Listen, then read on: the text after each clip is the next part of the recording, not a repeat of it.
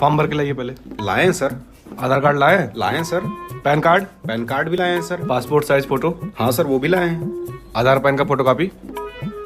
Photo copy नहीं कराए हैं सर। जाइए लेके आइए फिर। Sir photo copy sir. एक ही कराया, 2 कॉपी चाहिए भाई। तो सर एक ही बार में बता दिए होते। यार समझदार आदमी 1-2 कॉपी तो करा ही लेता तो है। आपकी तरह हर आदमी समझदार नहीं होता सर। भैया कहाँ गए? लंच हो गया, आधे घंटे बाद आइए। अरे यार आधे घंटे।